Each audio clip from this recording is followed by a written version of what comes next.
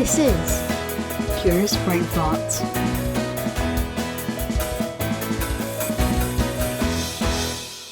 We welcome you on our curious brain fart journey today. What is a curious brain fart? A curious brain fart is something that pops into your brain unprompted, often. Sometimes it brews for a while. And you just have a thought about something. And that's really all we're doing. We're talking about things that we have thought about, topics that we find interesting. And maybe you will too.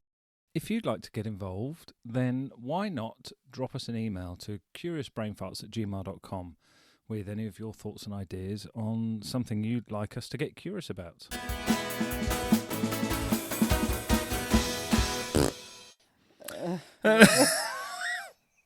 Well, hi. Hi. Oh dear. How you doing? I am feeling like a spent force. Bit on the tired side. A spent force. What did you spend it on? This and that. The weekly shop. I've really got a lot to show for it, if I'm honest. Yes. Sometimes the way. It is.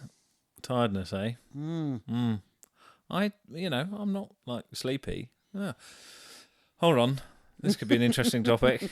Wait a minute. Hold the bloody phone or horses. I don't know why you'd hold the horses. Hold your phone with horses. What? So hold the phone. Okay, great. Hold your horses. Hold the front page. Okay. Imagine holding your horses. Yeah, well, that's what you had to do. Hold. Oh, they're bloody heavy. You know.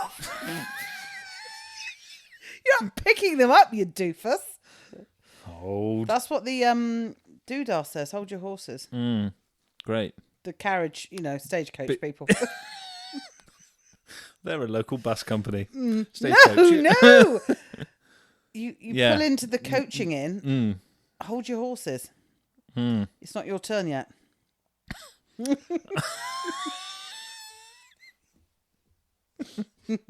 Don't put them down. Look it up in the Hold books of them. history. It's a thing. Okay. Just hold your horses. I don't know why you're holding the phone. I know why you're holding the front page. Yeah. Because we're breaking an exclusive. It's because if you only held the middle page, the rest of it would be on the floor. Yes, Paul. That's right. Good.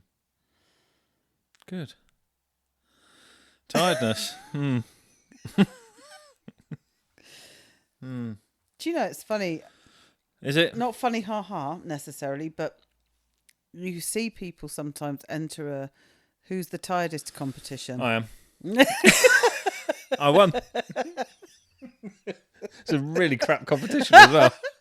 Where you see people vying for I'm tireder than you because. Yeah.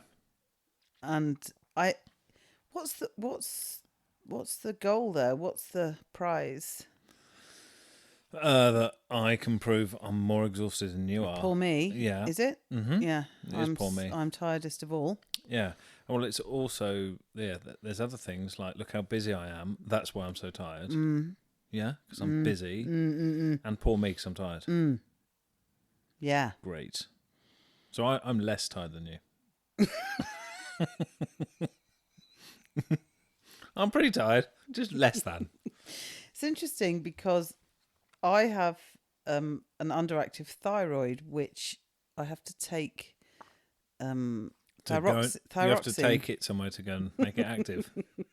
No amount of gym time is going to make that fella active, I'm telling you.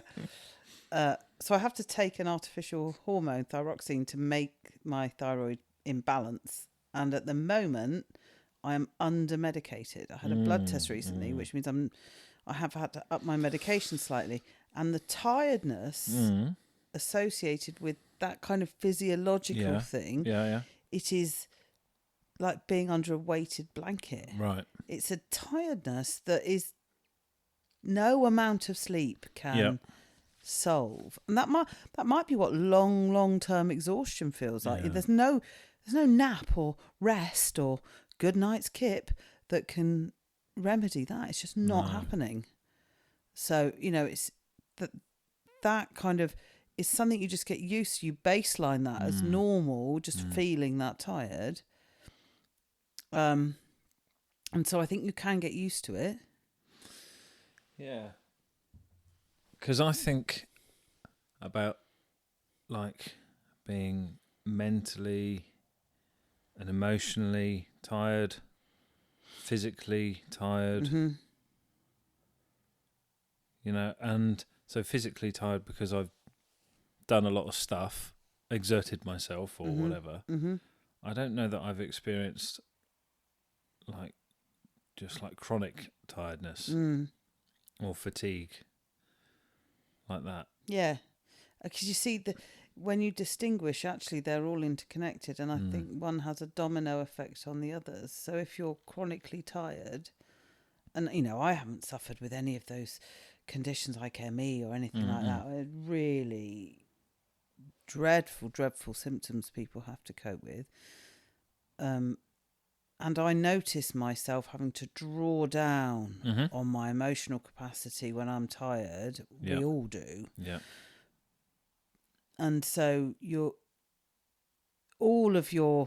taking everything out, all of your bank accounts, just to try and cope. Yeah. Because someone will say something, which if you weren't so tired, you would have a different perspective on it. Mm-hmm. That expression, a short fuse. I definitely have that when I'm tired. Yeah. And so... Because you're using more resources. Yeah, you are using much more resources. So somebody will play a joke or say something silly, and you just like, I would find that funny actually if I wasn't so tired. But right now... Shut your face. Yeah, basically. Shut your pie hole. Find your face. Now close it. Don't open your face. Close it. I was just remembering the other day, I had a major back spasm to the point where I couldn't move or breathe, which is great. So for me, that's probably near the top of all pains I've ever experienced, because obviously it's great when it's contracting around your nerves and stuff like that. It's super. fine. It's super. I noticed how tired I was because of managing the pain. Right. Yes.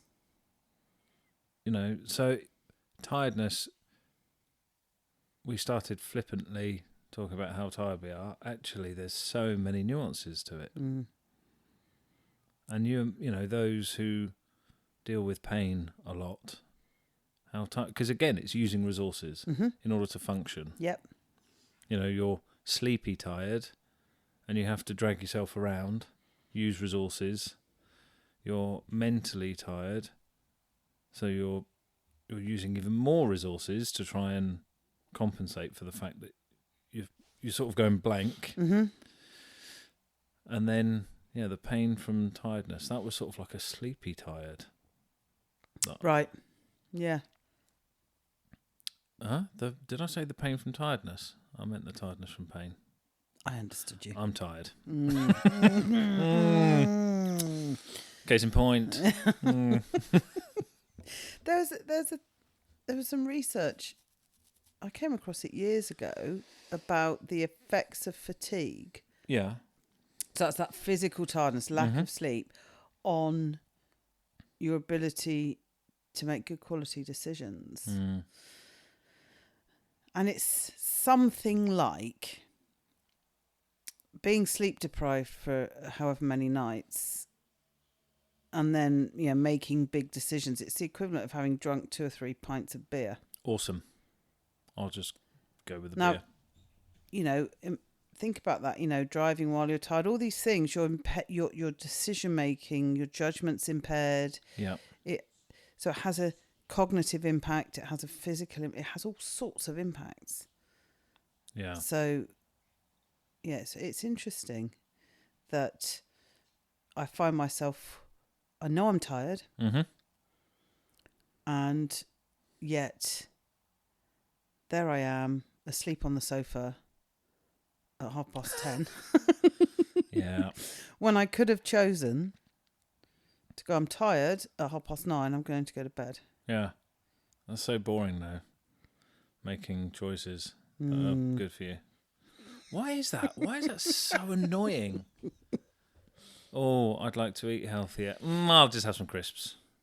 I'm really tired. I think I'll stay up. Why? I mean, I do that. I did that yesterday.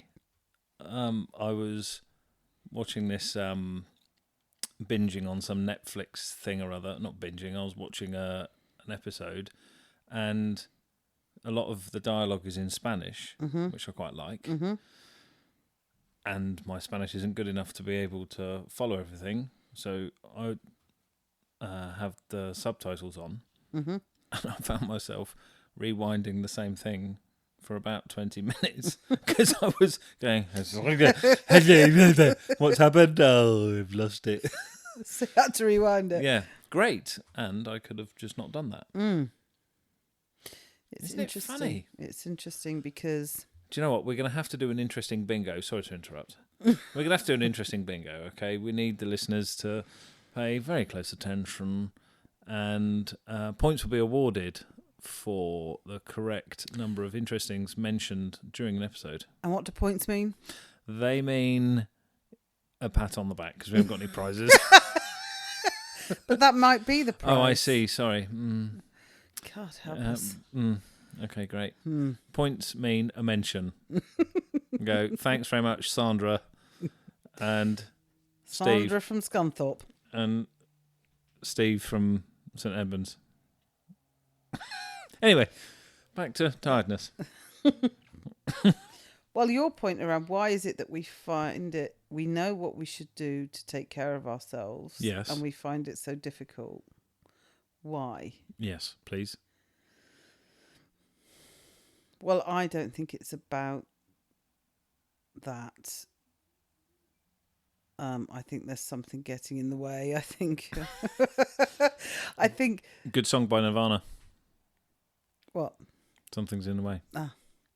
I think that if it was as simple as having the information and then just doing it, Yeah.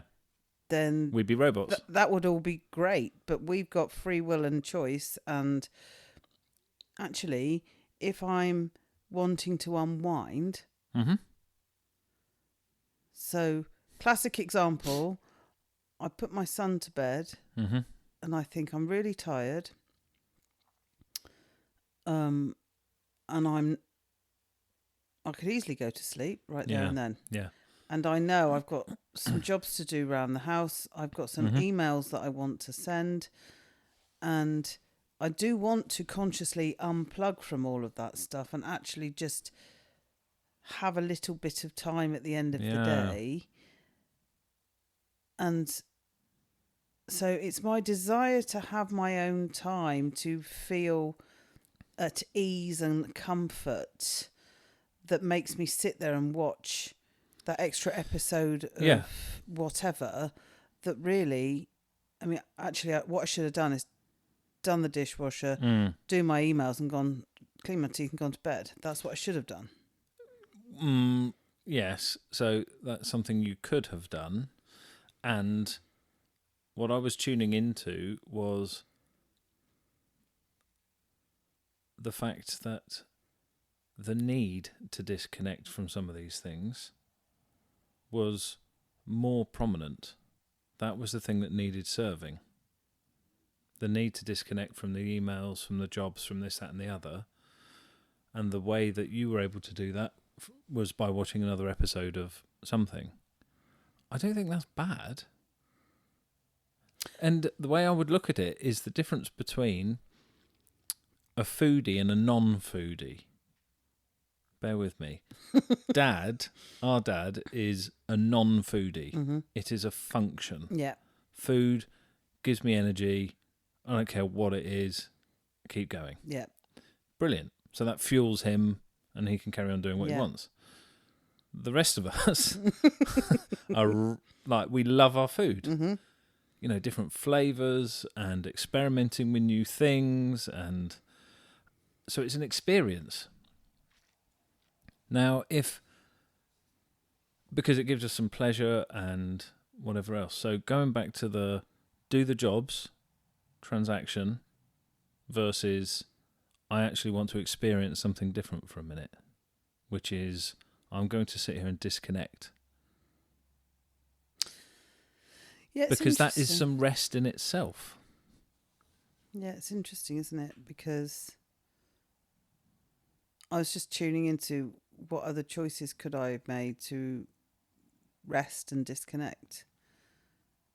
Well, I might find... So I have a practice of yoga nidra, which is the relaxation bit of a yoga class. And that's the only bit you do. Mm-hmm. And I've got this amazing friend of mine, Amanda Hamilton, does all these incredible nidras. She's very, very good at it. And I've got them all on my phone. Mm-hmm. That would be hugely restorative. Amazing thing to do. It would disconnect. It would relax. But I don't do that, do I? Mm-hmm. So maybe there's something around... there are so many relaxing, restorative practices, and I choose to do something that is almost numbing or actively disengaged, if that makes sense. And so, again, with there not being one answer to this, one perspective could be that, so I'll include myself in this, when I do things like that could be numbing or whatever else, or disconnecting, I am actually trying to perpetuate the I'm tired. Mm-hmm. Because if I don't do that, then I might become less tired. And then when someone says, how are you? I can't say I'm tired. Because I'm actually less tired than I was yesterday. So that's not necessarily a conscious thing. That might just be a state that you've become used to. I have become used to. Do you see what I mean? And there was another bit to it, which was great. Amazing. I'll share that next time. That'll be on the bonus features. You've got to pay for that. Maybe it's about also a reflection I've had recently is that I haven't been good at setting my own boundaries. Or, I noticed that I felt more comfortable when other people set boundaries, and then I could go, okay, that's where the edges are. And that and it continues to be a thing for me to set my own, and that includes with myself and for myself. I'm not very good at doing that or policing those edges. Not policing, but being accountable. Yeah. And I think that, there's something around... I'm not listening to myself. I'm overriding it. Yeah, so a couple of things spring to mind. One is being compassionate to myself. So I am not a perfect human, very far from it. Mm-hmm. Agreed. Thank you. So being compassionate to myself, do you know what? I can't. No, not I can't. I find it difficult to make the perfect choices every time. Invariably, I don't. Mm-hmm. So I'm going to be compassionate to myself about that, not beat myself up about it. Yep.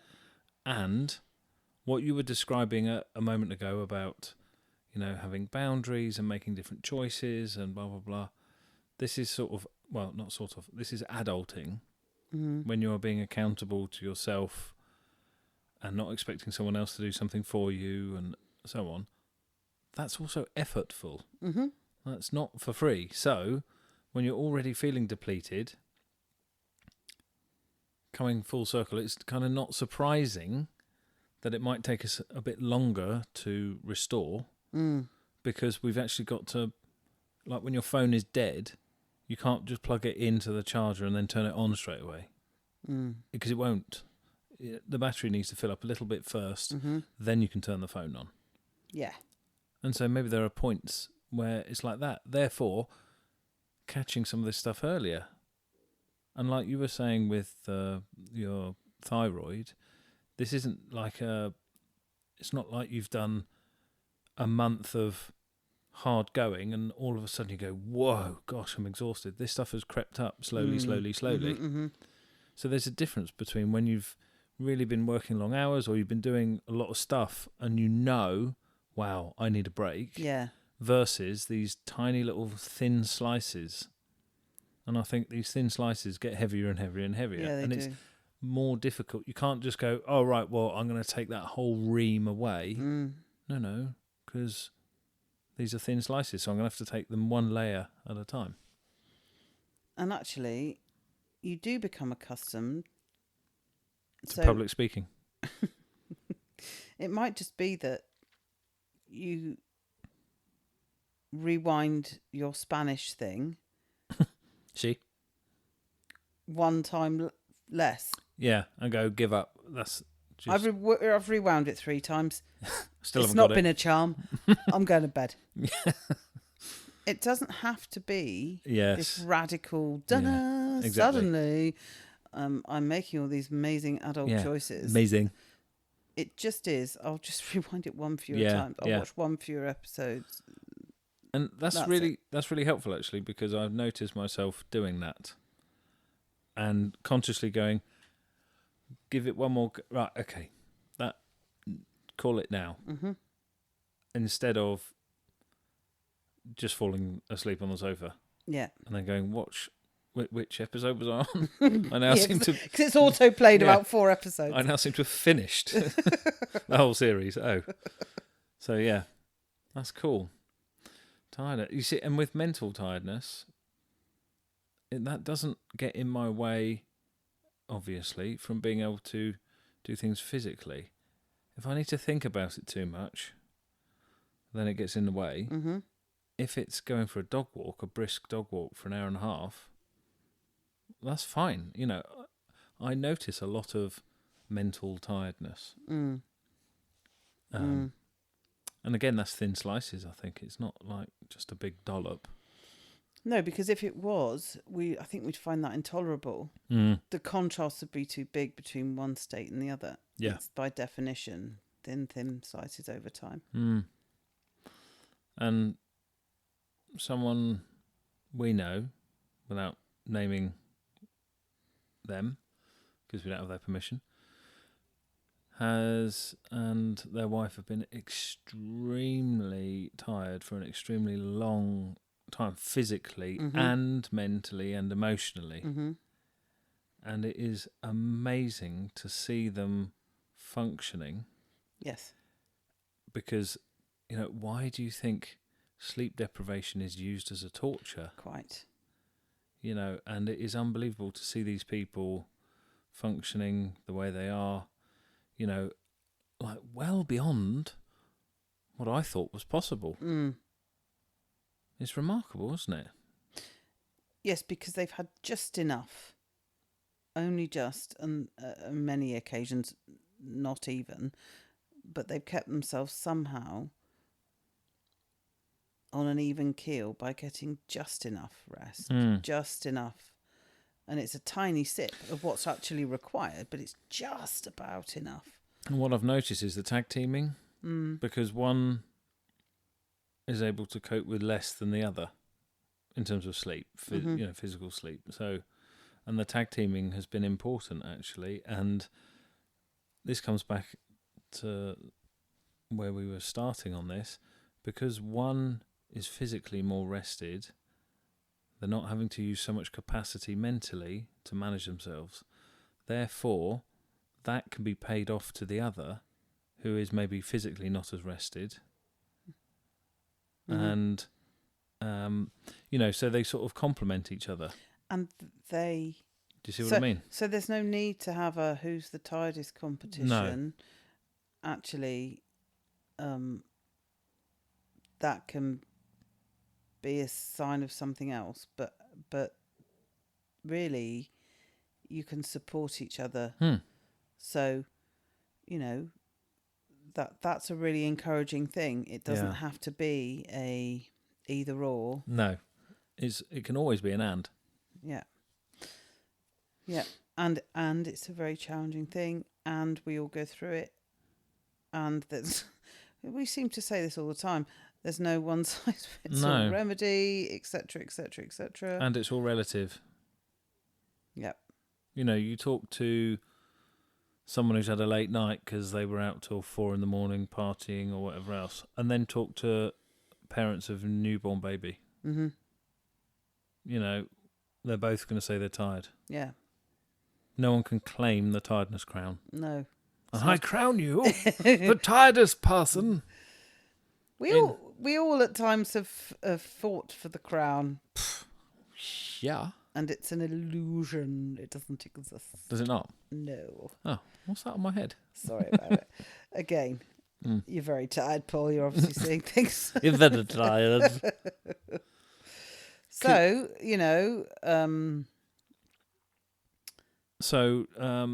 don't sleep and drive. Mm-hmm.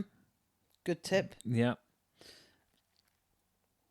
Get your rest. Know how much rest you need. Yeah.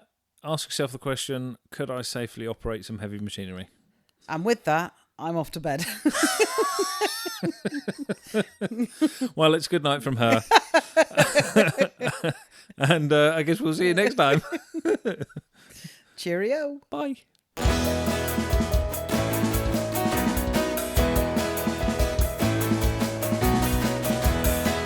Curious Brain Thoughts.